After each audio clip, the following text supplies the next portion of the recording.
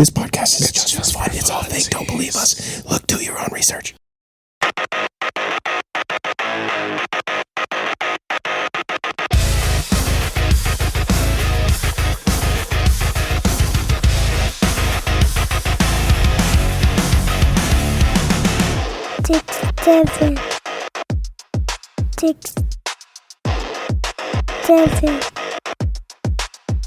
Six, seven.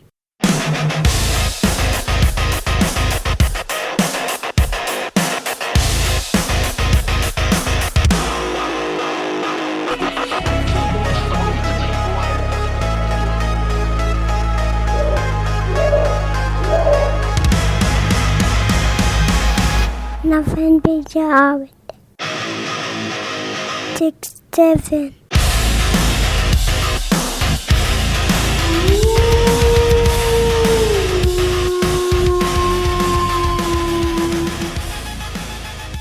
Well, show. Close. I don't know. You sound like you've got a few. Children's what? That's gonna Sound like somebody spiked your energy. What was in my monster? I'm scared. Oh man. All right, so I don't know if our listeners notice this, but this is the 67th episode. What? 6, 7. You want to say it, Bennett? No. 6, 7. Nothing. We got Bennett wanted to join us for the episode today, but he's having a little bit of mic fright and isn't wanting to talk. Which mic? No, he's being a little shy with me Tanner, too. Yes. did I show you the stupid video that I did when Ashley and I were out for a hike and I found a stick that was in the shape of a 7? I don't think you did. I took a stupid video of I had her take a video of me and I just held it up stick 7. It was such a stupid joke and nobody but her was around to hear it. So That's pretty great. Oh man. I showed it to Gavin. He's like, "You're such a loser, Uncle Phil. You're such a loser." He didn't say that. He might have. I don't remember. Okay, so let's do our positive Bigfoot affirmation for the day. You ready for this, Bennett? Yeah. It's number 6. Wow, we just happened to find 6, and it says, "Some mysteries are meant to inspire, not to solve."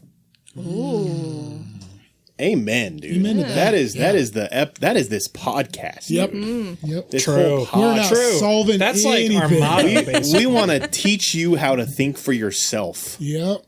Yeah. and to not buy into propaganda, but also just have fun with some of this stuff, you know? In the ancient days of giants, when the earth was wild and free, a creature roamed the valleys, cloaked in mystery.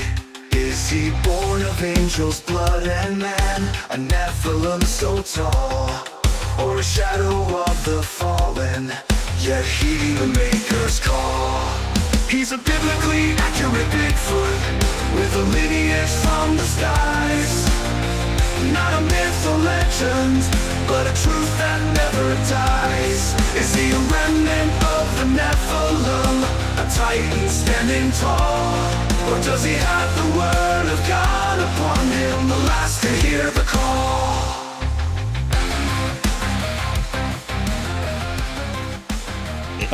So today we wanted to have Bennett on because I don't know if you have a kid or around schools or have even like seen a child in the last 3 months. Last 6 or 7 months. 7 months. you have heard of the 6-7 phenomenon. Yeah. Is that what we're gonna call Bennett. it? Bennett, you want to phenomenon? say it? It is a pretty cool phenomenon. You know, and as an adult, you know, the amount of times that I was like, oh my goodness, stop. But then I remember from my childhood, and you chime in with me when you hear this, okay? Yep. What's that? It is like this generation's version of Yeah, that. okay, It's like, it definitely is. insane. Okay. And You're I just right. imagine now that I'm an adult, and I remember doing that in front of my parents, and I remember the look they gave me, Yeah. and then now I'm giving kids Yep, the same definitely. look, and I'm like, Definitely. I am my parents in this Full moment. circle. I don't like it. So then Okay. I decided, instead of just doing that, we got to embrace the 6-7. Yep, I agree. And See, I work in a school, so like, already passed. in so many of the schools, like they're banning it and they're giving consequences for kids saying Dude, it you can't. and all this stuff. And You can't we have start owned that. it. Like our staff has owned it. We got 3-foot tall balloon 6-7 in the hallway. I got a 6-7 jersey that I wear every couple weeks. You know, a football jersey with 6-7. Oh, dude. Like we own it to the point where the kids are annoyed with it, and we don't have a problem with kids saying Yeah. 6-7 all the You time. could- I look at them and they look at me and go, 6-7. They roll their eyes, and I'm like, yeah, 6-7. They're like, just roll their eyes at me, you know. So we've made it such a thing that the kids hate it that That's we do it. So great. that's how we That's got the rid way of to- it. So That's the way to do it. That's the way to just That's shame That's the only way to do it. Yeah. Because if you try to like Embrace put it down, regardless, they're just going There's to find a new resistance. thing. Yeah, Yeah, but they're just going revolution. to find a new thing, and it'll just evolve. And they have access to everything now. Yeah. Yeah. And so it's endless. You can never stop it. Yep. You're utilizing your psychology degree. Yeah. Yeah, for real. That's true. That's true. I came across okay, so you know TikTok has become pretty infested with the questions, like just I want to start a discussion. It's become Reddit, but with sounds. It's stupid. But anyway, Oh, yeah, I know what you're somebody actually posted a pretty good one the other day. They're like, what's the oldest meme y'all remember? And I was like, ooh. What's the first meme you remember? Yeah. Good point. Good point. job. Yep. Yeah. That's a pretty early meme.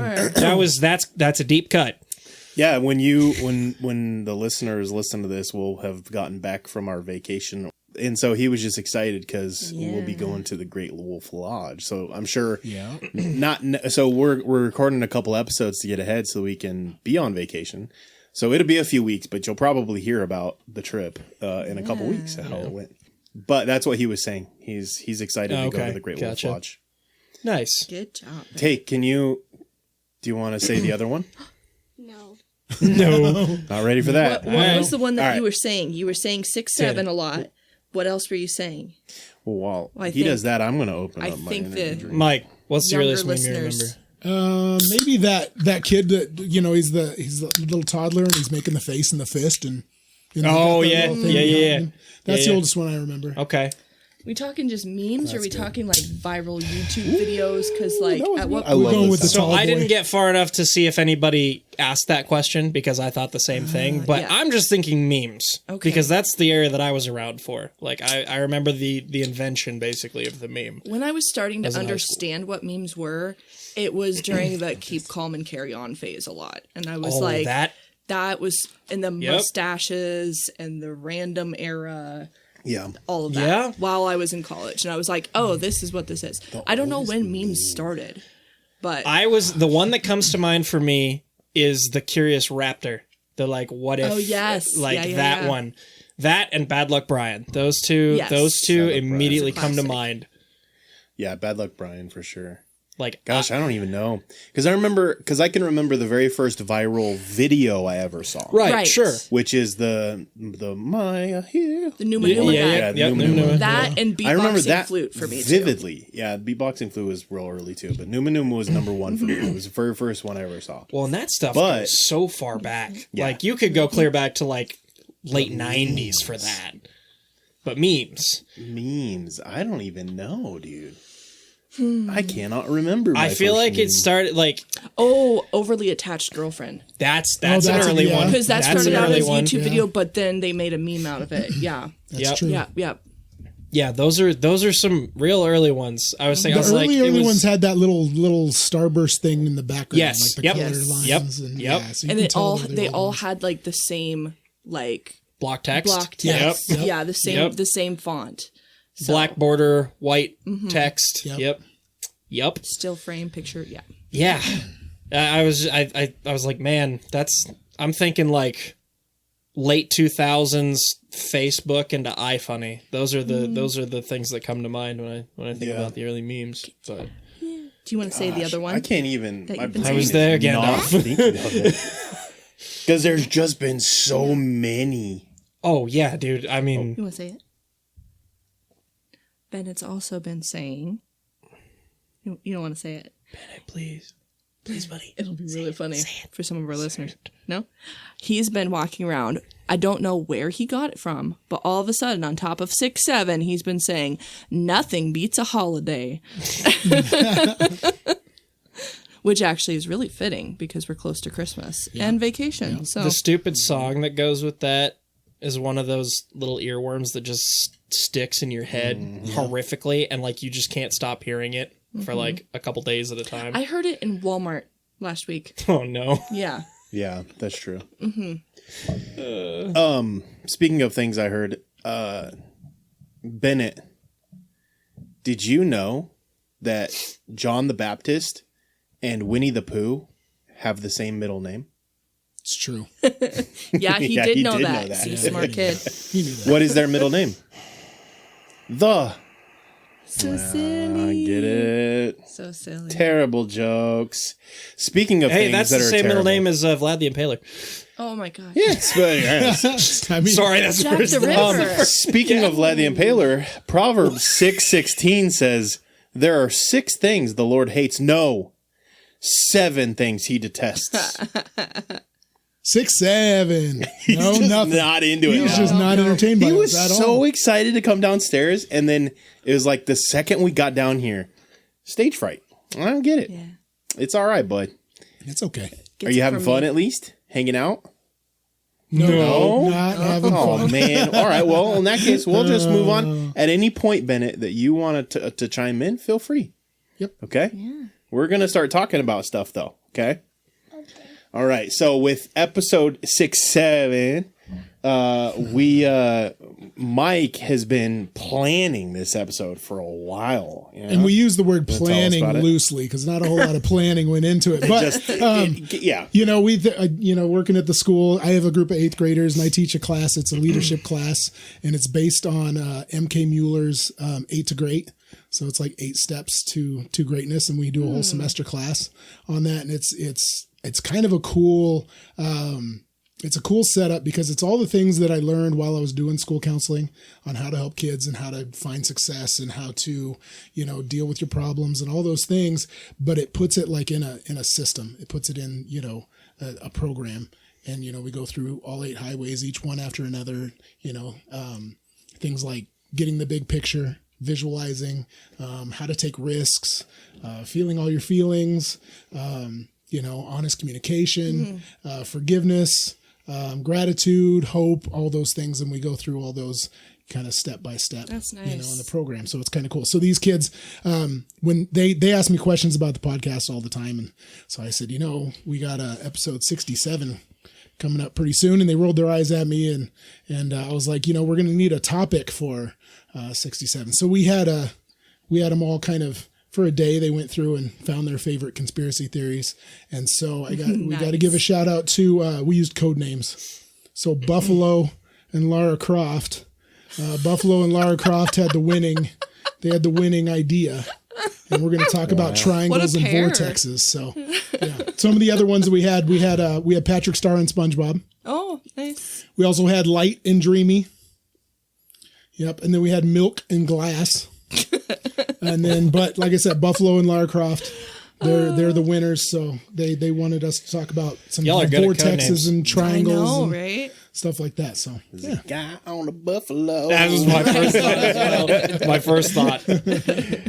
That's awesome. Ran into Laura Croft. Going on a tomb raid. Oh man. Drinking buffalo. One day was drinking some milk out of a glass. Oh, you could totally rewrite you that could song. totally with write that code song. That's your guys' next project. All right, You yep, use yep. code name to make a Guy on the Buffalo episode. All right. And I want Just to have- hear. I want to hear you sing it at the. Have you ever watched get the on- Guy on the Buffalo? No. Hey, We are as soon as we Yeah, get done establish recording. I that. don't know what you're talking about. As soon as we get done recording Okay. this, speaking of viral memes, oh yeah. my gosh, we showed it to our students at fall retreat because we had all of a sudden we had a generation that wasn't familiar with the Guy on the Buffalo. But it's long story short, it's basically it was an old movie that was just unhinged. Just Well, I mean, it was bad, but it was also, yeah. Yeah. And somebody took it and then like took little clips from it and like created his own story. Right. And then In wrote a song form. song. Yeah, so he's singing Nice. a song about the Guy on the Buffalo. All right. I cannot wait to show it I'm to you. excited. Anyway, That'll be great. I mean, so this is almost as good as I showed some students the Charlie the Unicorn the other day, and now he's obsessed over it to the point where it's like, okay, I kind of regret showing you this. Because we've been talking about different Not at all. brain rot 0%. across generations. Yeah. And that was And Charlie definitely the our Unicorn generation. oh, yeah. Ring, ring. Hello. You got a bad connection. I love it. Anybody? I just sent half of our listeners back to college. Like, he took my freaking kidney. Took my freaking kidney. Oh my god. You're the banana key. That's Starfish. half of my vocal sticks. Starfish, really love you. Magical paradigm. He spoke and he showed us the way. Okay. Oh my gosh, there actually is a candy mountain. Have you ever seen Charlie? Yeah. Okay. Yeah. Thank God. I was old enough though while you guys were watching it. I was just shaking my head. Going, Yeah, you were What right are we past that. watching? Oh my Yeah. gosh. Yeah. Oh man. Anyway, that's anytime that I get critical of the next generation's brain rot, I remember my generation's brain rot, and I am all of a sudden very sympathetic because like the other things that got the stuff. We've talked about different brain rot on the this 10-hour pod long before. the So- 10-hour long Yeah. a badger mushroom. I literally would watch that for like not 10 hours but a long period of time. Okay. 20 What I hours will 'cause it's say, on repeat. At least. what I will say Cycle is I through. think there were lines drawn. I don't know. I could be wrong. I could have just been not on that side of history. Was it drawn between 6 and 7? No, it was drawn just before the annoying orange. I never thought that was funny. I never thought that I was never funny. thought the annoying orange was funny. Okay, so I'm not the only one. Good. I did not. No. I Okay. never thought the annoying orange was funny. So, it was always just annoying. See, there were lines. Yeah, there were there were lines. lines. There were lines. I don't think there are lines anymore. I think it's anything goes. I don't think That's there's fair. a point where it stops. I don't think anybody looks at anything and goes, no, it's just dumb. It's just like, okay, it's funny. And then a million people are in on it. Although the one thing I will say about nowadays is that trends don't last nearly as long. No, as they're they way used to. quicker. They're gone. The What's Up one, that was like a 2-year-long thing. Oh, even too? longer. At least. It was in movies. Like it Yeah. was yeah. It was lasted around for a while. forever. Yeah. And already the 6-7 is starting to die out a little bit. Yeah, it cycles And- faster. Right. Yeah, and so everything cycles fast. I So think it's like because it might everybody be sees it annoying, at the but- same time. Yeah. Because Which- you're not showing anybody anything new after a week. That's true. Like if it's new Yeah, today, true. in 5 days it's old news. It's because Yeah. of how Everyone's much seen we it. consume Yep. social media Right. now. Yeah. Because even Yeah. like the John Hamm thing is like, Oh, yeah. okay, we've seen like 50 million of them. It's I great. can't get enough of them. But like, you don't see any of the Makeba, like, what's that one guy's name? The dude dancing during the ooh Makeba. Oh, yeah. Like you don't see those anymore because that's like died out. Also- That was like a year or two ago. Yeah. Also, I feel like no one does that. Everyone's in the same place now too. Like you're not getting, everybody posting to different places. It's pretty much all TikTok, sometimes Facebook for the really old people. But like, I do Instagram. I mean, sure, but like everybody has freaking Gary Busey has a TikTok. Like everybody has TikTok. Speaking of, go ahead and finish your point. I just that everyone's there, and so everyone sees the things, and Yeah. the algorithms push it all to the same, like to everybody. Absolutely. Like if something gets traction, Yes. everybody sees it, and so it makes it cycle quicker. Speaking of TikToks, the KJ52 is officially a follower of ours.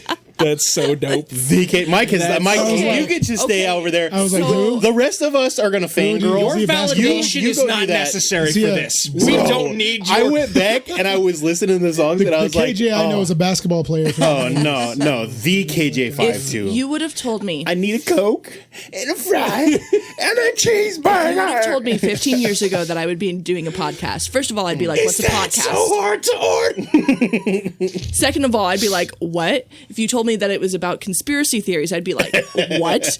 And then third, if you're like, "Oh yeah, KJ52 is going to be one of your followers," I'd be like, "No." Give me that That's Mountain literally No way. like Give me that we have in the Insane Labs and KJ52 are followers of ours. Like what?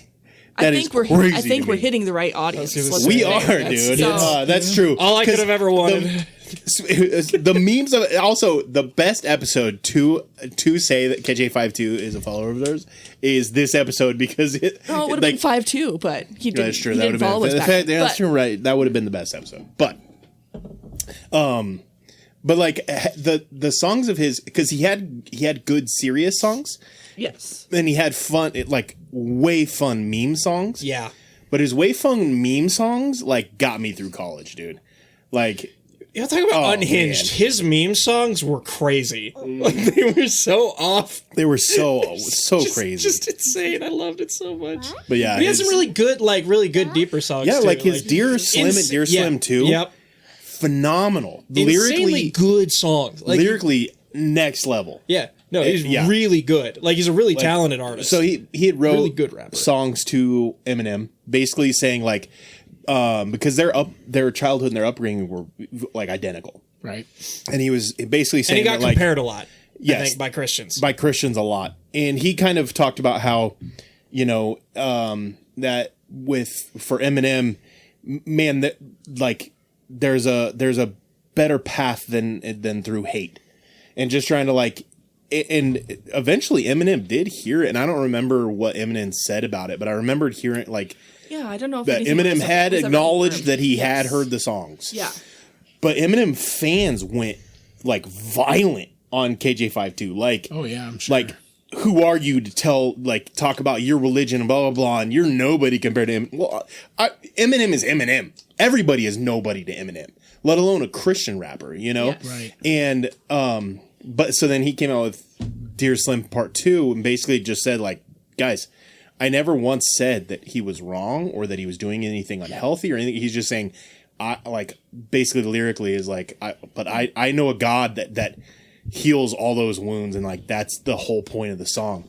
And I remember all of that, and oh, dude, back then we didn't have a whole lot, and KJ52 was Well- Was he awesome. For a awesome lot of example. Christian artists back then, it was like we didn't have this in secular music or for Christian music, like so like oh goodness, like comparison wise, it was like KJ52 was like Christian Eminem because he Yeah. had the serious Yeah. songs, he had the goofy songs. Yeah. We had, my goodness, I'm trying to think of some others. I usually have some more off the top of my head, but there were some that were like direct comparisons between secular artists versus. yeah. Was KJ ahead of 116 Click? Do you know off the top of your head? I Or was it about probably, the same probably time? about the same I time. found him I around the heard- same time. I heard of KJ52 before Okay. 116. I But don't know. That doesn't necessarily mean anything. I think Lecrae was like 2 or 3 albums deep when I found Christian Yeah. rap. So, but yeah, man, you sent that, and I immediately lost it. I was like, no way, Yeah. no way. When I saw him It's so follow, sick. when I saw the follow, I was like, there's no way that's the actual KJ5. No way it actually is the actual KJ52. so sick. I That's immediately followed him back. I was like, bro, of course. But yeah, he's old now. I don't fan. Yeah, We're all I believe old it. When I saw him age, and I was like, oh, wait. And then I literally had the thought, oh, that. Wait. And unfollowed. And then when I was trying to explain it to Mike, I was like, man, this is 15 years ago. Yeah, that was a minute ago. But yeah. Yep. So Oh, I'll be old soon too. anyway, back to getting old. Well, you know what? Talking about the trends passing so fast, you know, and things like that. It's funny because there was a study that I looked at. I was doing some generational studies with a group of other professionals, and we were looking at generational stuff. And one of the things they noticed, and I don't remember the exact numbers, so don't quote me, but it was somewhere around like they were talking about how fast different generations process information and make decisions. So they looked at between boomers and Gen X. Gen X made decisions about 8 times faster than boomers make decisions. The millennials make it about 10 times faster than Gen X. And then this new generation of kids is about 800 times faster than the original boomers. Like they make decisions so fast, and they're having a lot of problems they're having is making those decisions intelligently, taking time to think about the consequences, because they're making decisions so fast, and they think it's because of, you know, the short short form videos, content, yeah. Short content, Ultra short form content. quick decision making in all their video games and all their stuff. Like taking tests and stuff is really hard for a lot of kids because they don't want to sit and think and figure it out. They I was going to say, right now. if you think about it, I mean, it's just all of it's like everything they do is training to make micro decisions. They're small decisions. They're super small decisions, and they really have major, if any, consequence. Like the difference between you scrolling and not scrolling on a video, and I do it too. Like I'm sure new gens are faster, but like when I'm scrolling through TikTok, if I make the decision to scroll or not, a lot of times within like a couple tenths of a second. Right. Like see video, scroll, and that's the thing, right? Like so, it's just that's all training your brain to like make the decision quickly, so that you can move on to the next decision. And it's just but it's very small decisions that don't really matter. Right. And so, I can see how that could be a problem. Yeah. Absolutely. Speaking of 800 times, so this episode topic was such a good one. We're gonna have to do part 2, maybe even 3 at some point. Yeah, because the more I dug, the more there's not just a couple; they're all over the place. I found 3 exceptional ones. I found 2 that I focused in on, and then I scaled back. I found like 15 that are worth talking about. Yeah, definitely. And then I focused on favorites. I focused on 3, but there's a 4th one that I want to talk about that I don't think we're going to get to this episode. Yeah. You know what? I had a 3rd one too now that I think about it. But I want to tease it just briefly, okay? Okay. There was a tease of there is actually a space triangle. Oh. Okay. I will tease that one for a future episode. Dramatic pause. But no, so for real though, shout out to your students because this was such a great topic because we had done an episode on the Alaskan Triangle. Yeah, we had talked about the Alaskan Triangle. I had so much fun with that episode that I didn't even think about the fact that like I was like, oh, I had heard of this and I knew there was a couple other triangles, but I thought maybe this was kind of a weird anomaly, right?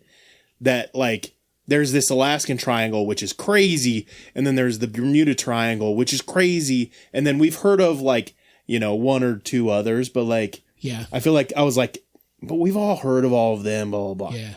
The ones that I found, like, I never heard of these. Well, that was funny when they brought it up because, they had their little laptops and stuff. They first said, well, I want to look at some Bermuda Triangle stuff. So I was like, okay, that's cool. We know a lot about Bermuda Triangle. And I said, well, what do you guys know about the Alaska Triangle or the Nevada Triangle? And they were like, what? There's other triangles? And that's when they started looking them up. And they found about, 15 or 16 different triangles. And then they just gave up on it because there were so many. There's so many, so many just weird anomalies all over the world. Yeah. We used to Tanner. Did you ever refer to the Bermuda Triangle on the Memorial Disc Golf Course? Are you familiar with that? Yeah. Between the 2 pines and the spruce on 9. That's what we called it. Yeah. We used like when I was in college. I feel like all of Memorial Park is like there's wormholes. There's got to be wormholes. There was one time. I remember that one time we were looking for that disc forever, and then like it just showed up where we had already looked. Yes. We had looked like every time we were out there and we showed up and about 6 months later, somebody popped in and called and said they found it in the exact same spot where we had looked. Yes. Every time we were out there. And I feel like radioactive material underneath. But I feel like that's a key to all of these triangles. Triangle. Bro. All of these triangles, all of them, the thing that they have in common is that things show back up in places they've already looked. Yeah. And so it's funny that you say that about Memorial. The disc golf course is because the amount of times.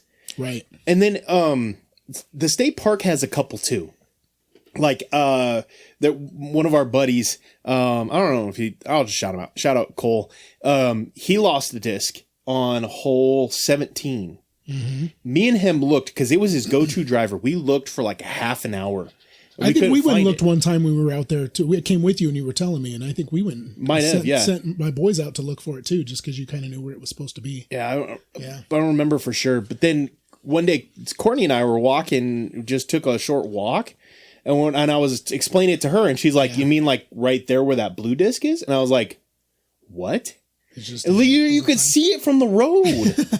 I was like, there's no way. It doesn't make sense to me. I'm but 100% Memorial convinced. But I feel like Memorial has way more of those. And it's like, or you swear it went into one tree and then you're looking for it and you don't see it. And then somebody's like, oh, it's in this tree. And you're like, Yeah. no, it cannot be in that tree. And you even think of like the flight path. Yeah. For it to get to that tree, it would look totally different. And you're like, how did it get in that tree? No, I'm okay. Yeah. I'm pretty sure I've told the story before, but how far do you think a disc can roll after coming down like relatively straight, even if it hits a slope? Like how far do you think it can come down from like terminal velocity and then hit a bank and then roll?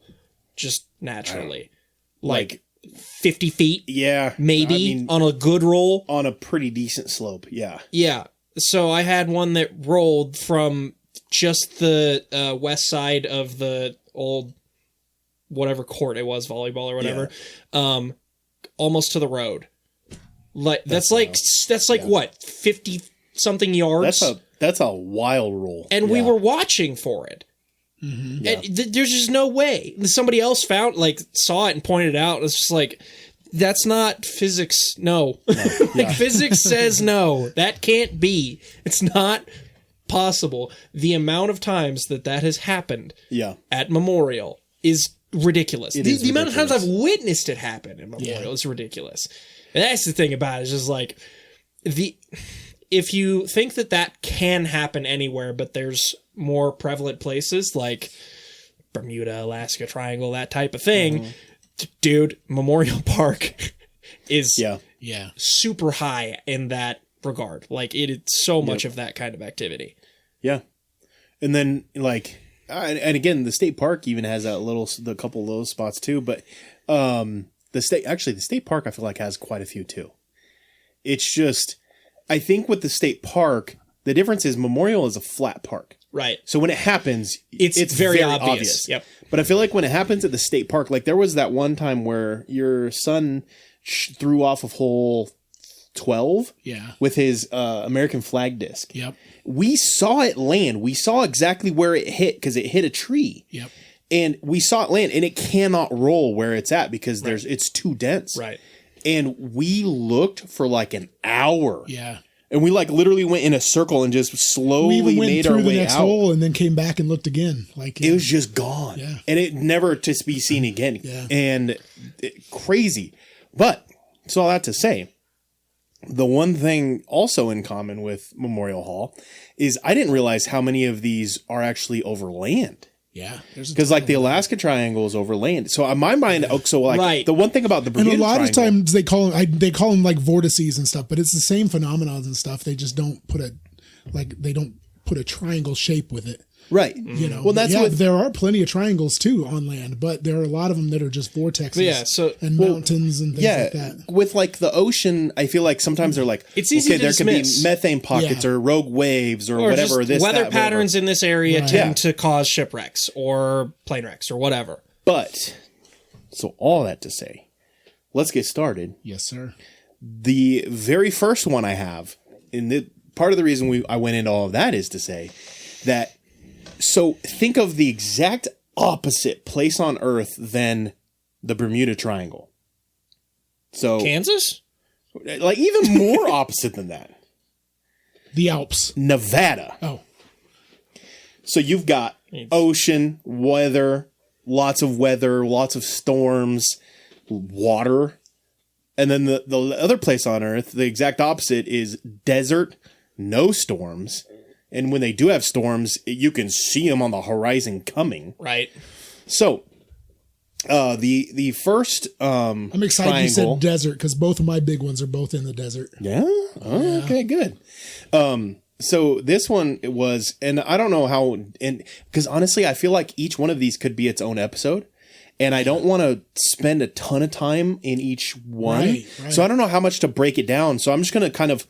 What we'll do, you my throw thought it out process, there, and because like I said, I've got two. Both of mine are desert ones, so maybe you could do yours, and we'll make comparisons and stuff. Yeah, and I think what we'll do is at a future time, maybe we'll come back to each of these triangles and start a series, deeper dive, and do a deep dive on a triangle. Yeah. So the the first one is the Nevada Triangle. The Nevada Triangle. What is significant about Nevada? Las Vegas. Outside of Las Vegas. Nothing. Well, I mean, I'm sure there's something. The state line between that and is it Arizona has no speed limit. you go a little further. You drive a little further west, and you're in California, and then you drive a little further east, right? And you're in Nevada. Well, no, Nevada. My brain is like breaking all of a sudden. Utah's north, isn't it?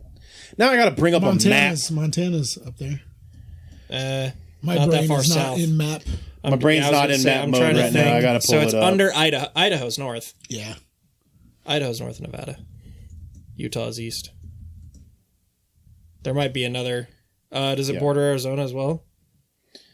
Okay, so I It had to borders pull up the Arizona maps. and Utah. So yeah, Nevada. So you're right. It is Utah to the east, and then Arizona to the south. So Okay. my brain, I was thinking It's like the southeast corner. in my mind, runs into Utah was Arizona. further Yeah. north. But anyway, okay. So Nevada. Nevada's kind of a tall state. What is something else that is significant about Nevada? You got to be more specific. Oh, I don't think I do. What is of conspiracy theory podcast? Oh, you talking about Area 51-ish? Yes. Yeah. So Area 51 is in Nevada, so there is a theory. You were in luck because I have one of mine is the Mexican Area I 51. thought- Nice. So bam. Bam. We're on the same I thought- page, different I countries. thought Area 51 was in New Mexico. I don't think so. Am I According to stupid? Wikipedia, Roswell. Nevada. Roswell? Isn't it Yeah. New Mexico? Yeah. Yeah. Yeah, Area yeah, now that you 51 think is about it. located in the southern part of the state of Nevada. What? So those are two different. Okay, I didn't realize that was a different site.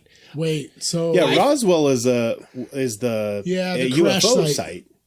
Okay, But Area I thought that was 51 what is they in made Nevada. into Area Did you 51. just So have they a Mandela- transported it. the Mandela Well, thing? apparently, I don't know. That was weird. because I was with for you me. for a second. Yeah, Because I that weird. I thought that Roswell was where they wound up putting Area 51 as well. I didn't realize that it was a different site and they transported the crash stuff. Yeah. Huh. Yep. I just got Mandela'd hard. What? Ow. I had no idea that Area 51 was in Nevada. How did I do? They always get lumped together though, so I guess in my brain I always did too. But when you said that, I knew what you were talking about. I just never really Roswell, New Mexico. I just never really thought they and were Area in two 51 different is states. in Nevada. Yeah. Oh. So, Ow. Phil, it's now always that your the part brain that messes broke a your little brain. bit. hurts. Hold on. Yeah. So the conspiracy theory is not that there is a triangle over the same area that Area 51 is. That the theory is that they built Area 51 because of the Nevada Triangle. When was Area 51 built? I don't even know So, if we know I'm that. curious if it Okay. coincides real with time. what There's I got one going on. there's one other Nevada thing that I'm thinking of as far as conspiracy theories, and it involves 1955. significant amount of death. That's cool. So, like, as you said, Area 51, I like the thought came to my mind of the LMG, the alleged or the LMG that allegedly was a bump stock. That whole thing, Oh yeah. because that was in Nevada as well. Yeah, gotcha. Was that Vegas? Was that? Yeah, that was Vegas, right? So without Vegas. going too far off of your triangle, mine is called the Circle of Silence. It's a circle of silence in Mexico, and it's in northern Mexico. Not that far Yeah, from pretty Nevada. close. Really, Mike. technically. Mike, the episode is triangles. yeah, not circle. You cheated. listen, Okay. Well, Listen. so let's listening. let's 4 dimensions, sir. 4 dimensions. Triangles can be circles in the 4th dimension. That's a cone. Okay, That's a cone. let's so let's go. Let's dive a little But deeper into. wait. Let Okay. me to make my point real quick. Sorry. Oh, yeah. So, Yeah. so in this circle, in this vortex, this circle of silence, right? It's called the circle Cone. of silence It's called a dunce cap. because they figured Cone of out silence. the cone of silence. It's both a circle and a triangle. Both. It's the cone of shut up.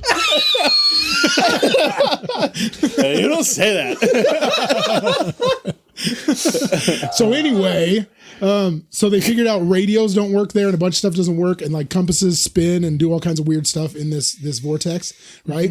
So they sent there was a crew that got sent out there to do some construction on some buildings out there that they were going to put in the area, and they couldn't get them built and everything else because it was too magnetic and too weird for them to, none of their equipment was working, all that stuff in 1955. Okay. So then they were building buildings in vortexes, so it sounds like. Exactly. And asking the question about when Area 51 was built actually helps this theory out a lot, because the theory is that they built Area 51 because of the Nevada Triangle, not the other way around. Right. And so just some fun facts about it. There was over 2,000 airplanes have gone missing in this area. Yeah. Now, here's one significant thing. Part of the reason I wanted to pick this was because, when we think of the Alaskan Triangle, in my mind, 2,000 planes going missing over Alaska, I'm like, okay, but Alaska's huge and mountainous and trees and snow and way more lakes than anywhere else. Like, it just lakes on lakes on lakes. Yeah. And so my brain is like, I could see how planes could go missing there. But the Nevada Triangle, the problem with it is it's visible. From the sky, it's like everything's visible, and that there is still so many missing planes there. Another very commonality theme within this, and like I said, I'm not going to dive into all of these examples, but the things that are weird about it is that there's always clear skies. The flight paths are always very, very similar, because there's only so much in this area. Like your flight paths are going to be very similar. Yep. And then the planes will disappear like mid-sentence. Like they'll be talking and then just all of a sudden. Yeah. So it's not like nothing. an SOS or a, hey, we see this anomaly. Gone. They're just talking and then nothing. Right. Because the Bermuda Triangle, part of the phenomena is that they're still talking to them and they're like, I don't know which way is west or whatever. And, like that's part of the Bermuda Triangle. But the Nevada Triangle is like they're talking and then just cut off. And then all of a sudden, and the other thing is that on once they had radar and they could see some of this stuff, the radar blips would show them just like all of a sudden like 180 turning directions in a way that is like not physically possible, and then just being gone. Right. So it's like all of a sudden the blip is they're in a way different spot all of a sudden really fast and physically not possible with the planes that they have. Or even just humanly possible, and then they're gone. Right. And it's like, how did you get thrown off course like that fast, that hard in a different direction, Right, yeah. And in this circle, like there's only been one plane crash I could find, and it's because the planes kind of avoid, there's no towns or anything around there, so the planes just kind of avoid it. There's roads that go through there. You're going to like this. There's roads that go through there, and people drive through there. Their cars tend to break down, or there were some people that went through it, and like a flash flood happened in the desert right there, and it turned into like soft sand and their car got stuck. When they get stuck, 3 figures come out of nowhere. No vehicle, no nothing. 3 people walk up. 2 dudes and a girl. Blonde hair. They speak Spanish. Dressed almost too fancy. Like too nice. Like too planned. And they are like absolutely gorgeous people. And they walk up and they talk in Spanish. And they ask you if you want help. And they like touch your car, and your car gets out of being stuck, and you go on your way, and they disappear. Crazy. Weird, I know. Yeah, I was like, oh, that creeped me out. Yeah. Yeah. Maybe don't drive through the circle of shut your mouth or whatever. The cone of shame. Yeah, the cone of shame. The cone of stupid. Okay, so some other examples of you guys know the name Glenn Miller? Yes. Legendary musician. So he officially is a victim of the Nevada Triangle. So his plane went down, disappeared, and the people saying like, okay, he must have hit some bad weather, something like that, right? Wind, something like that. The problem with that is other planes flew that same flight safely that day. So, and those planes reported no wind, no weather, no nothing. It was a beautiful, easy flight. Perfect. And, but the only thing that really like his plane literally flew over that anomaly. Year was 1944. So 10, 9, 8, 7 years, 6, 7 years before Area 51. Right. I just Good job. to do a 6-7 joke. It works. We got to keep really going. well, We got to keep going. Just stretch that one a little bit. It works. Then there are the disappearance of 5 Navy planes over this area. But, another difference is the Bermuda Triangle, there was a squadron that disappeared. Right. They were all flying together. Yeah. This one was 5 different planes not flying together, Right. Unrelated. disappeared in the same region. Yeah. Because they were doing flights at different times, different areas, but in the same general area. Yeah. And so they weren't all flying together, and all 5 of them disappeared. So it couldn't be that all of a sudden their fuel wasn't efficient or anything like that, because they were all different Right. flight paths. The pilots were all Navy trained. None of them had distress calls, and no debris fields have ever been found. And so again, Not the Navy, ever. Yeah, Never they've never found them. And so this was 1950. And the Navy has reclassified parts of the incident decades later. So that happens. And then the craziest account is not even in a plane. Okay, I've got two more things about it, and like I said, I'll just be brief on it. So there is a Boy Scout. He was a 16-year-old Boy Scout. Now, if you know anything about Boy Scouts, by the time you're 16, you're advanced in about Boy done Scouts. with- Yeah. You know quite a bit about the environment when you're a 16-year-old Boy Scout. So they were on a trip, and there was a few of them.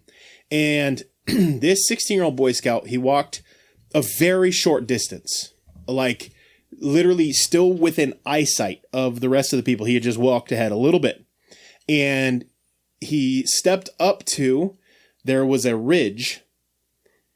And so then is literally the step, he went up early to the ridge and he stopped, and then all of a sudden he was just gone. So the natural thought would be he fell off the ridge, right? Yeah. No. Hundreds. They brought in hundreds of people right off the bat. It's scouts. Like the Boy Scouts are called in to help find people. Right. You know what I mean? Like they bring in the Boy Scouts for search and rescue stuff. So they bring in hundreds of volunteers. The dogs get involved, and the dogs, same thing. They lose the scent at the ledge, not down below. Not like he fell and then crawled away or anything like that. Yeah. They lose scent at the edge. It's like he disappeared at the edge. No tracks, no clothing, no remains. Nothing has ever been found. And again, the natural thought would be he just fell off the ledge. Right. But he would have fallen off the ledge then, and nothing below.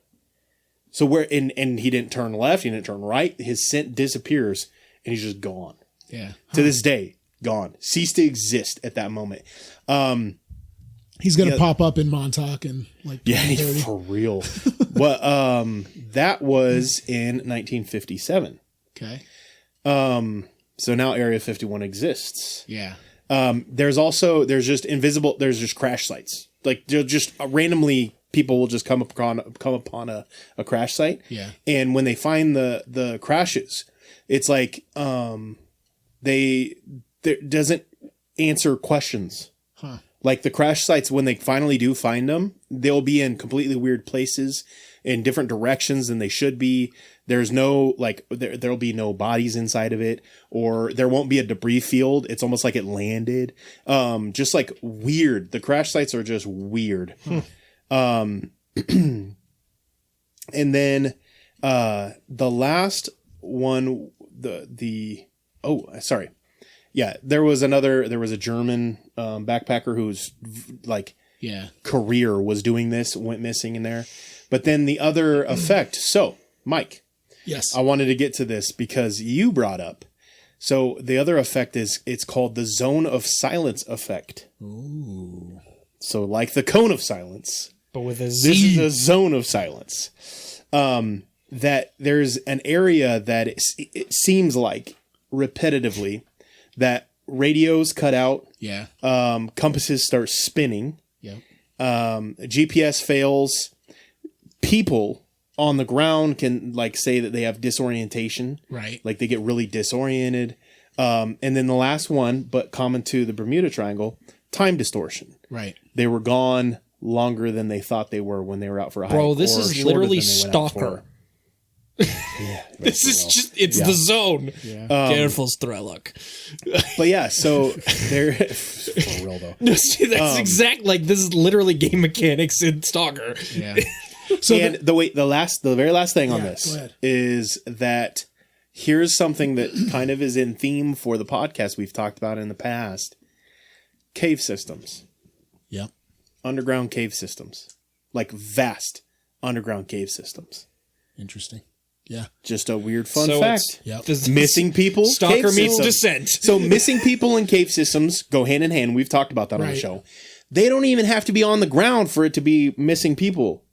Like planes go missing and there's missing people above these cave systems. Yeah. Interesting fact. Yeah. Anyway, continue. So my Mexican circle and the triangle. disappearances happen in the day. My Mexican circle triangle, like, so some weird things with it too. Like, it's so magnetic.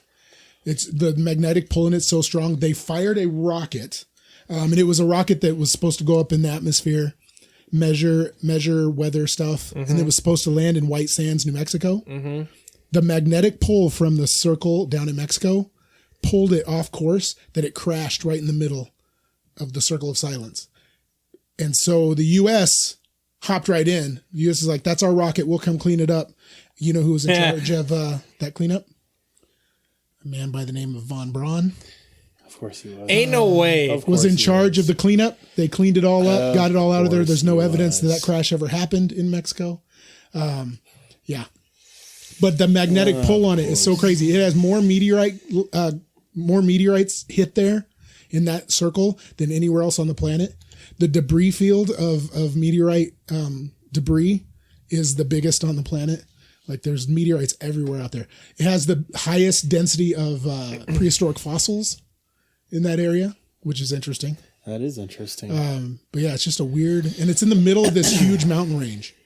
It's a huge mountain range and then the desert right in the middle of it. It's a weird spot. So my mind's running with triangles, but I want you guys to just. Do you got what else you got, Mike? I got a whole nother one, but I Okay. won't start it till. Well, that's Go ahead. fine. No, See, no, no. I've got one more I got as well. I got a biblical. My one for thoughts you. are kind of not conclusive, but like logical jumps and things that I'm thinking about just with the nature of triangles, and like it feels like it should be at the end of the episode. So I'm just since I didn't come up with an actual like a triangle, I'm gonna contribute a different way. Yeah. But let you finish first. You guys do your somebody tangles. somebody tried to explain it that their theory is that the winds coming off of the mountains can create downdrafts that would drop basically at like up to 300 miles an hour. Yeah, I've and if seen your that plane theory, can too. only come up at 200 miles an hour, you would decrease at 100 miles an hour and basically Just crash. dropping you out of the sky. But my problem with that is then there would be a I very have several common problems with that. I've been in many, but there would be a common area. Yeah, of, that's the of the crashes. biggest one. The second one is then where we live would have by far the most of those because we have the Chinook winds. So my only retort to that is that just because of like if depending on the way the jet stream hits mountain ranges, like different areas could have it different, and like just because our winds are stronger coming off the Rockies doesn't necessarily mean that it would affect that, just because of maybe the flight paths, the way that prevailing winds were. I don't know. I'm not a meteorologist, but like that's I'm just gonna say like I can't logically conclude. I agree that makes sense in my brain, but I don't know enough to be certain that there's no. I'm playing devil's advocate on something I don't know enough to play devil's advocate on. But that's It's I agree. plausible, But the but- thing is, the Chinook winds are like legendary, worldwide, and so I would imagine maybe, but. I would think the same way you're thinking. Well, and my thought process would be like, okay, well, maybe population. Dude, Nevada, there's nobody there. Yeah. And so population here wouldn't be any less. It'd probably be more. And so you'd think there would be more planes flying over you. What about flight? Well, I was going to say, what about flight paths as far as like going over the Rockies, though? Do you think that makes it like, because I don't know. I don't know either. That's the thing. Do you think flight I just paths have reservations on avoid that. some of these weird anomalous places on purpose, now, or do you I think would they bet. just fly fly through it anyway. I don't know. Either that or they try to fly above it, maybe. Yeah, maybe. Far enough above it. Yeah. I don't know. And that's the kind of thing I'm I don't know wondering. how that all works. Yeah. Okay. So, time-wise, I think we could get to both of ours. Okay. But they'll be, again, this is a teaser episode. Yeah. Because I want to dive so deep into this. Because I want to dive more into the Nevada Triangle. I want to do its own episode. Right. And then I have one more that would not get its own episode. Okay. But I kind of want to finish on it. We'll see what is yours. Okay. What do you know about Jabal al-Laws? You just told me the name of it. That's what I know You about are it. welcome. Okay. Sounds like India. I don't know. So here's so let me tell you a little background on this. So they use satellite imagery, and they found this place in the Middle East, northeast, I think, of the Sinai Peninsula. It's not racist if you're right. And what? No, You might have to cut that. All right. Anyway, they found this, like, it was like an old trail, an old dried up riverbeds, things like that. And they found this old trail where they estimate that hundreds, if not thousands of people, almost a whole society, moved from Egypt through the Middle East. And along this, they found this mountain. And this mountain is magnetic. It's anomalous. Mm-hmm. So they went there to check it out. They did radar. It's like hot. Like the core of it is hot. And they looked, when they got down there, there are little like 20-foot pillars around the bottom of the mountain. The top of the mountain is black. And it looks like it's been burned, but not volcanic burned. It looks like something like atomic bomb hit it without destroying it and just melted all the rock on the top of this mountain. But there's no radioactivity. Yeah, there's zero radioactivity. And then when they did radar underneath, there are chambers and rooms and things underneath this mountain. There are also 20-foot pillars around the outside that have pictures of bulls and other horned animals. It's the greatest pyramid in the world. It's better than the Great Pyramids. It's greater than That's any what it pyramid that's ever is. existed. You don't have to like it. It's just the way that it is. Yeah. So anyway, Sorry, I don't know why I defaulted to some Trump. of the New Age people think that the real Mount Sinai is not in the Sinai Peninsula. It's actually this mountain that's further northeast, and they think that's the actual Moses Mountain. Moses- and that it's a vortex. Mike, what's the name of this mountain? Jabal al-Laos. What's that name? What's that mean? Are I you believe- Googling that? I don't remember. Are you Googling what that means? The locals call it the Mount of Moses. Which Bro, that's all the makes evidence sense. I need. Yeah. Yeah. So I thought that was interesting. But I did see, so I was looking at it, there's a theory, with the transfiguration of Jesus. And he changes into the bright white robe. And he appears on the mountain with Elijah and Moses, right? So there's a theory that it's a vortex, and it's a time vortex. Kind of like And that it wasn't an image, that all three of them were on the mountain at the same time. So when Moses went up Mount Sinai to talk to God, he was talking to the transfigured Jesus in a time vortex. was the vortex kind of like the vortex that picked up Elijah? Yes. I don't know. We've talked about. I thought it was interesting that they found that much evidence, and so when they went in over there, they packed up. They went to go get more information, supplies, whatever. They came back. The government was there, shut everything down. They haven't allowed anybody on that mountain. That since. never happens. Yeah.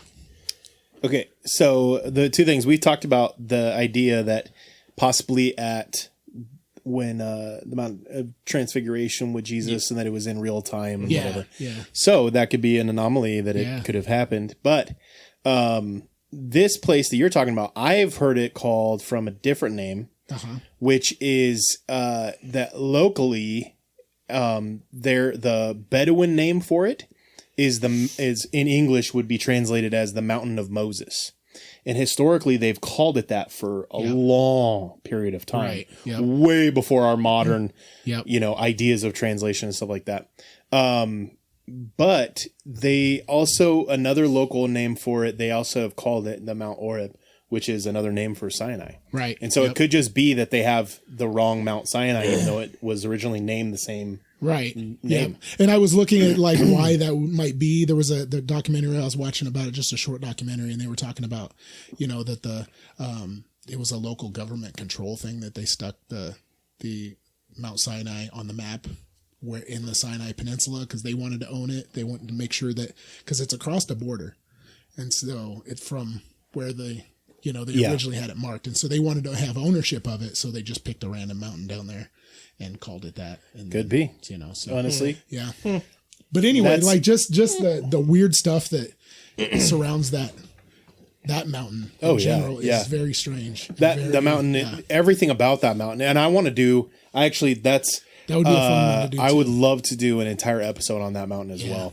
So is the triangle part of that just the fact that it's a mountain? I just hit up like vortexes and stuff, man. Oh, okay, you went a different. Yeah, you're just being way more literal than me. I keep forgetting that vortexes was part of it. Are they actually triangles, or are they just 3 points? Points within the area, and they picked 3 points, they connected them, and that made a triangle. I don't believe they're actually triangles. Obviously, they just call them triangles because they've got 3 points of preference. Well, I think triangle makes it an easy identifiable region. Yeah, that's what I mean. It's just and then the other aspect of it, I think, is I have another thought. Go for it. Okay. Well, this is kind of my conclusive thought is just thinking about the nature of triangles in general, right? Okay. Because and its relationship to information and like you said triangulation, right? So like, I'm just thinking about if you have. Because 3 points is like the minimum that you need to have like a perimeter, right? Because otherwise, just a line, just a barrier. Yeah.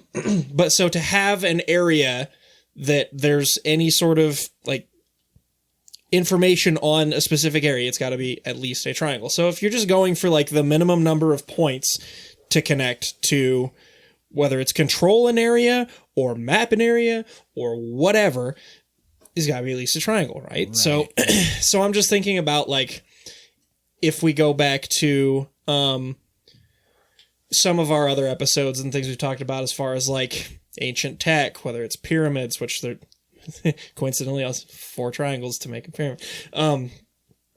So is it what 4 if or 3? Well, I guess it depends on what kind of pyramid, but the pyramids that we know of have 4, basically. So I'm just thinking about like, what if like Tartaria, right? Like if they have ancient tech, which there's more that I kind of wanted to. My mom sent me some a couple videos. I got some ancient tech stuff too that I came up with. There's a episode too. There's a lady that I'm just going to touch on this briefly. There's a lady that was doing some research on old astronomy photos from like pre-satellite era. Yeah. And there are transient objects in the sky that are not like stars, and they're not satellites because it's pre-satellite era. Right. And allegedly, the trajectory of some of those kind of matches up with like pyramid locations. Yep. And so if that's the case, I'm starting to wonder like, okay, if pyramids have more to them than just, like we've talked about before, then what if like some of that ancient tech is just set up to have like points that are protected, areas that are protected. Yeah. And the way their perimeter is in the shape of a triangle. What if that area in Nevada is a no-no area? You're not supposed to really be there. And so when you go in, you cross that perimeter into that triangular area. Yeah. That's when you're in danger zone. What if the same thing Bermuda area? What if it's the same thing wherever other triangles there are, That's where my brain's going. It's just like whether it's location service or whether it's protection service or whatever. It seems like these are areas that and it's interesting there's a triangle and it's never like the square of doom or anything like that. It's always dragon's triangle and devil's triangle and you think about, the other triangles like that triangle and he's throwing up gang signs again. gang signs again. But that triangle and pyramid, the other thing, like there's so much. There's just symbolism. There's a fundamental part of humanity that just recognizes pyramids and triangles as powerful. Mm-hmm. Yeah.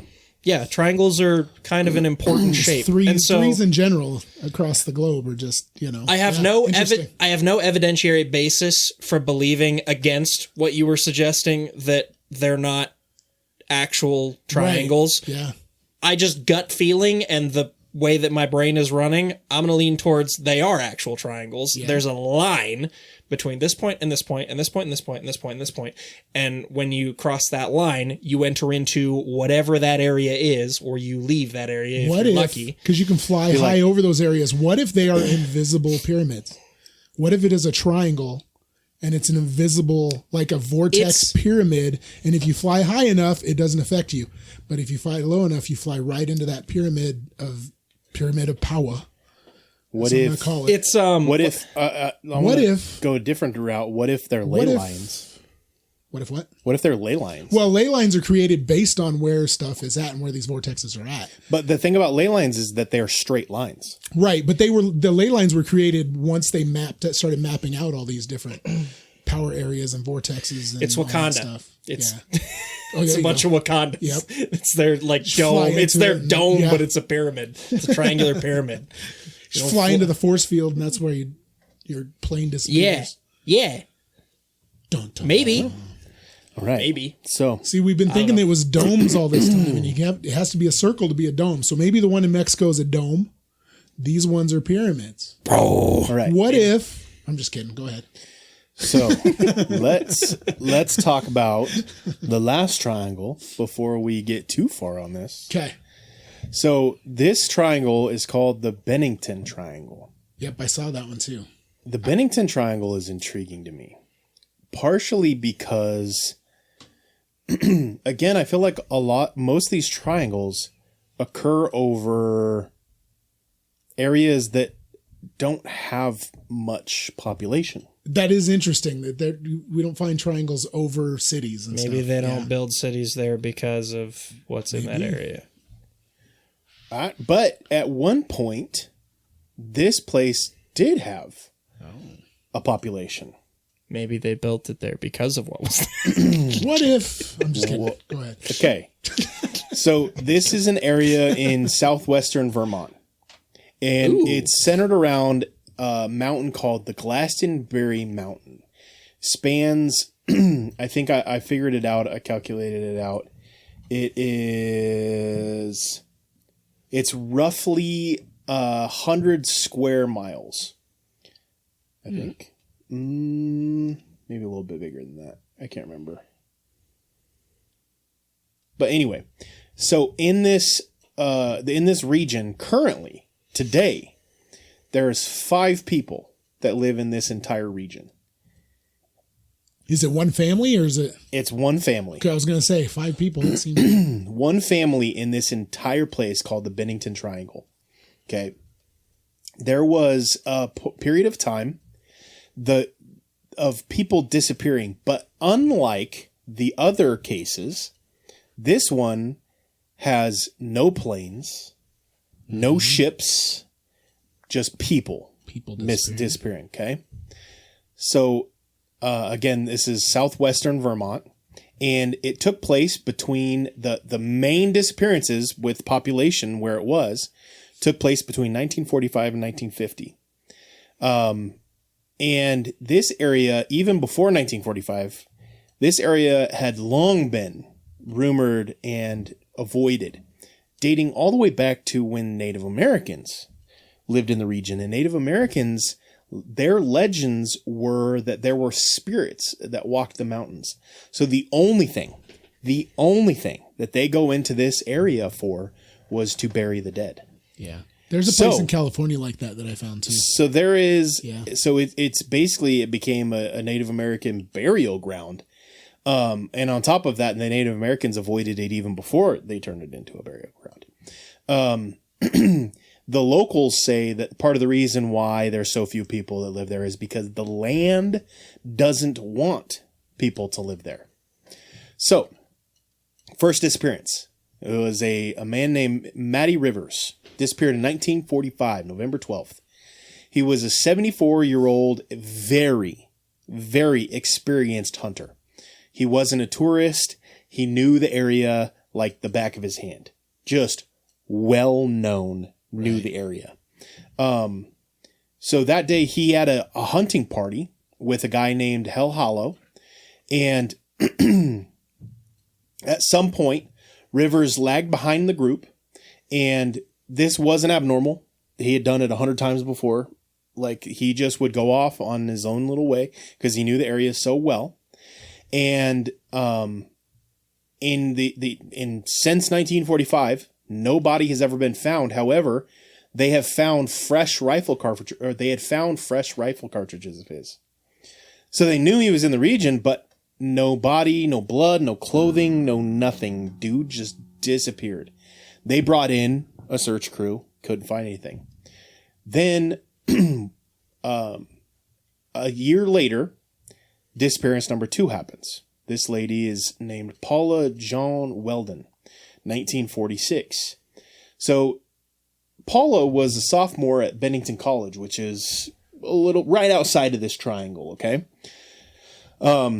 She goes missing, but her story is very different. She didn't know the woods that well, but one day she told her friends the mountains were calling her, and she decided she was going to go for a hike. So she had to hitchhike a ride, and she successfully hitchhikes a ride.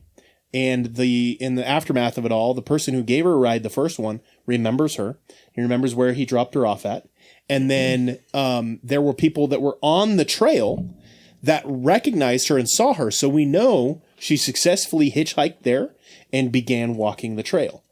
And it was called the Long Trail. It's a very popular trail near the Glastonbury Mountain. Okay.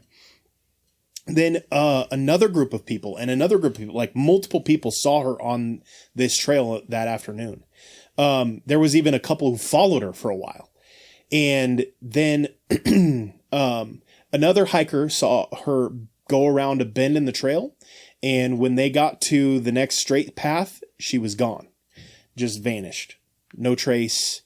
And this started one of the largest searches in Vermont history. And they couldn't find anything at all of her. So no jacket, no footprints, no remains, just gone. So you start to see a pattern forming now. Okay. Mm-hmm. This is 1 year later. Now we fast forward 3 years later. James Tedford. James Tedford, he was a 68-year-old veteran. This one is wild. Okay. This is the only one that doesn't take place just wide open in the open. So Tedford was a 60-year-old vet. He was traveling a bus from St. Albans to Bennington. And he was last seen alive inside the bus. And the passengers spoke to him. He was in the bus. Yeah. Huh. And when they got to Bennington, he was gone. And in his seat was an open brochure map thing, basically showing the route from his location to Bennington. It was like the train, the bus route brochure or whatever. And all of his luggage was still on board. It was still on the overhead rack. His ticket was still accounted for. And there were no stops where he could have exited unnoticed. No witnesses saw him leave. It was just like people just didn't see him. And in that moment, he was just gone. No witnesses saw him leave or climb out a window or anything like that. Vanished mid-journey on a bus. That's crazy. Wild. Okay. So then in 1950, 1 year later, we have disappearance number 4. This one is Paul Jepson. And this is, again, like I said, the reason I wanted to go into this one a little more in depth is because I don't feel like I have a full episode on this, but just enough to entice people on the triangles. Yes. So this one's Paul Jepson. We love triangles. Paul Jepson was an 8-year-old, and he was playing at his family's farm. His mom was right nearby, taking care of the ranch, and growing up out on a ranch, I knew the region around our ranch really well. So his mom steps away for just a couple minutes. When she returns, son's gone. little Pauls, disappeared. And they brought in search dogs. Again, they do this regularly with these. They bring in the search dogs and they trace him to a nearby road and then gone. It's almost, and there's no sign of struggle. No, like, because my first thought is like, well, somebody just kidnapped him along the road. Yeah. There'd be at least a few signs of struggle with an 8-year-old, in theory. But this is the one where, again, body's never been found, anything like that. This is the only one where I feel like, okay, I could see how this person could go missing from a like sketchy vibe kind of situation, and not necessarily from the like compared to the dude who disappeared on the bus. But the last one took place shortly after this, and this is the point where enough people have gone missing in a 3-year period, 3.5-year period now, that the local authorities are like, this is we haven't found a single one of these people. That's a lot of people for as low a population as that area is. Especially in that, like, size of an area and that short of a time span. Yeah. And like I said, having grown up out in the country, you know your area. Yeah. You know what I mean? And like, and so the hunter and this last disappearance, they're people who would know the area. And like you said, low population. So the odds of, and it's just wild. So this last one takes place just weeks after the little boy that disappeared, the 8-year-old that disappeared. A few weeks later, Frida Langer, who's age 53, was hiking with her cousin near Somerset Reservoir. She accidentally slipped into a stream and told her cousin she was just going to return to camp to change some clothes. The thing about it is, her cousin followed her back to camp and was about 100 yards away from camp, saw her, once they got about 100 yards away, camp is within view. Yeah. So she's walking that last 100 yards to camp. Her cousin turns around to go back to the trail, and between her cousin and the camp disappears. Because they brought in the search dogs, and the dogs can trace her trail, and it stops right in front of her cabin and then disappears. Huh. Again, no sign of struggle, no issues. There were other people in the campground. Yeah. And people had seen them, right, and then turned away and came back, and then it was like she just disappeared. And so she never made it to the camp, but her cousin watched her walk up to the camp, but she never made it into the camp. But this one, unlike the others, her body was found 6 months later in an area that had been searched many times. Oh yeah, we talked about the disc golf thing. Yeah. And many times with the dogs and everything. Right. Yeah. And so the dogs would have got a scent. Yeah. You know what I mean? And it wasn't, it's not too far off from where she should have been. Here in Scottsbluff, we had that similar, that Chance. Yeah. Chance went missing and has been missing for years. And then they finally found him, in a spot they had searched with dogs several times. And all of a sudden they found him in that spot after looking for him for so many times. Yeah. Yeah. And so maybe we do have some of those around here too.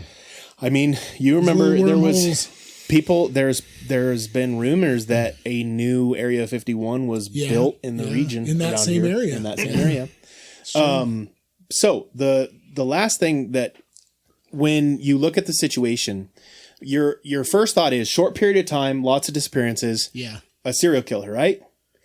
So people who study that sort of thing have came in and looked at it, and it simply just doesn't make sense. Right. Because you have a person on a bus with profile of the people. And then you have people who are experienced hunters who have firearms on them. Yeah. You have an 8-year-old boy. You have a college student. You have there's old people. Seemingly no connection between. There's no connection. Yeah.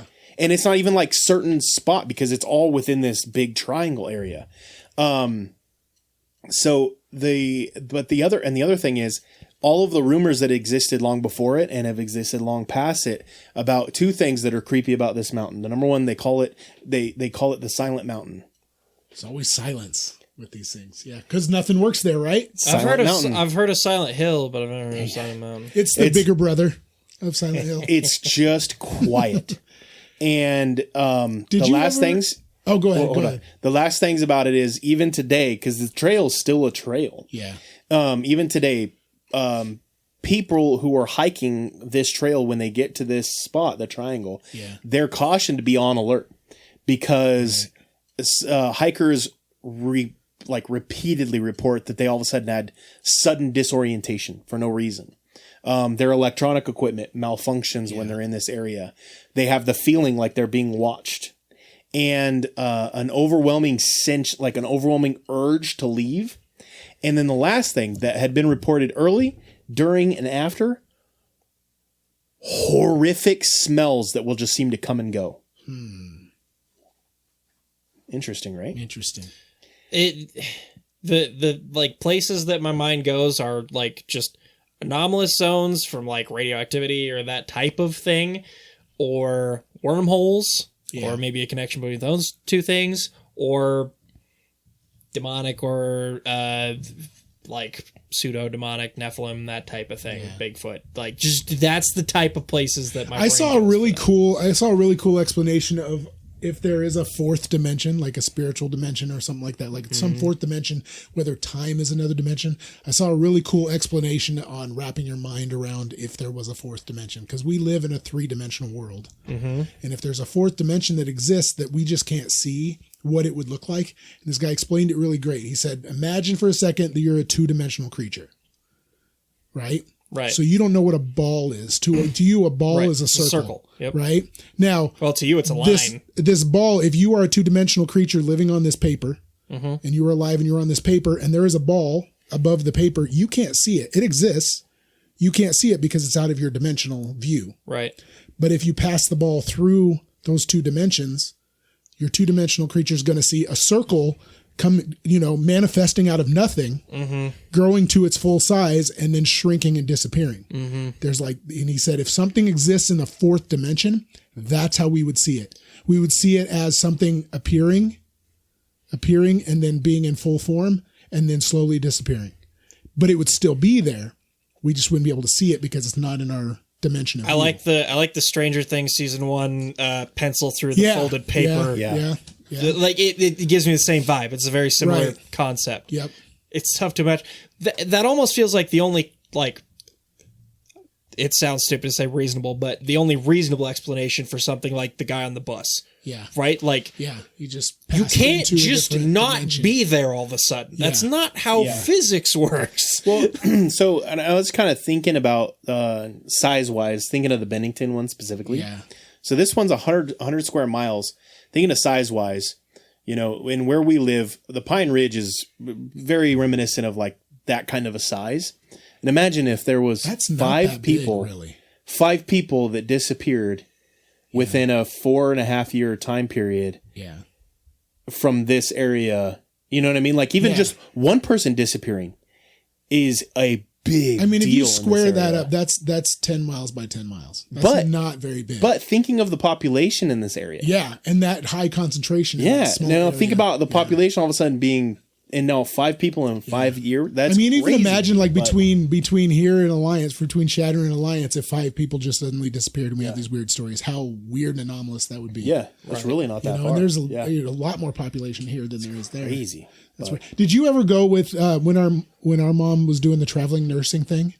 She used to go somewhere in like southeast, middle of nowhere, Nebraska, and she kept telling me that on this back road highway, getting there was this chunk of road that like for about 2-3 miles, when you drive on it, your radio glitches out. And she said your headlights dim and glow and like your dome lights will pop on even though they're not on as you drive through this. And I was like, whatever, you're full of beans.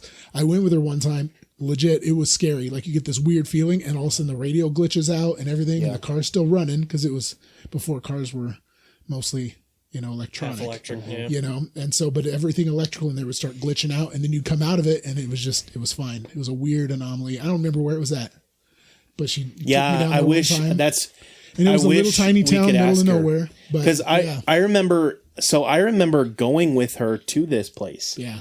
And so if anybody that lives, in that part of Nebraska knows what I'm talking about, that'd Yeah. be cool. Reach out and That would be. let us know. We'd like But, to go visit it at yeah. night and get creeped out. But I do remember going with her one time, and whatever it was like, it wasn't a hotel. It was like a It was a bed and breakfast. Bed and breakfast, that's what it was, yeah. It was, really nice older woman And that ran it. And, yeah. it's one of the very few memories I really have that are just like an original, like it's not from somebody prompting the memory because I was the one there. Right. And I was staying in the bed and breakfast, and I remember what it looked like, and I remember I snuck out of the bed and breakfast one time to go to the convenience store and grab a drink or whatever. And I remembered even just the one thing I do remember is the whole place was creepy. Yeah. It had The whole town was It had an creepy. old like plantation vibe to it. It had like the pillars out front and like, yeah. And I remembered I got back to the room I don't and know what town it was. I remembered thinking I will never leave this place again until Mom is with me, because I felt so, and I would have had to have been pretty young. Yeah, you were pretty young. But that's why I asked if you remembered it, because it was a long time ago. Yeah. You know, And I don't wanna remember say I was anything still in about high it, school, though. So Yeah. so you were little. But I remember being there, and I remembered sneaking out one time, and I remembered feeling so scared, which is crazy because back when I was growing up, I used to go everywhere. Yeah. Like that was I guess our era, our generation. You would just travel, and I never felt like that. But at that place, I do remember feeling like I want to get back to the room. I want to get back to the room as fast as I can. That's all I remember about it. But I think that's time. yeah, so with that, I think our special guest for this next episode is arriving. Excellent. And so we're going to tease it a little bit.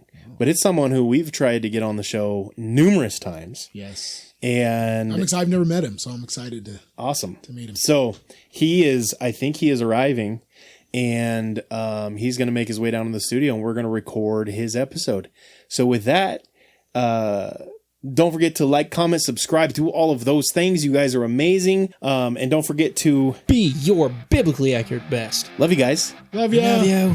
And Starfish really loves you. Starfish loves you. Bye. Bye.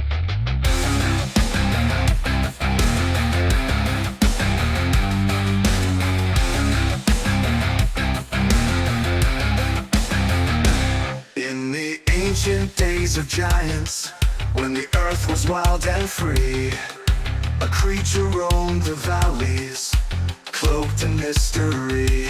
Is he born of angels' blood and man, a Nephilim so tall, or a shadow of the fallen, yet heeding the Maker's call? He's a biblically accurate Bigfoot, with a lineage from the skies. Not a myth or legend, but a truth that never dies. Is he a remnant of the Nephilim, a titan standing tall? Or does he have the word of God upon him, the last to hear the call?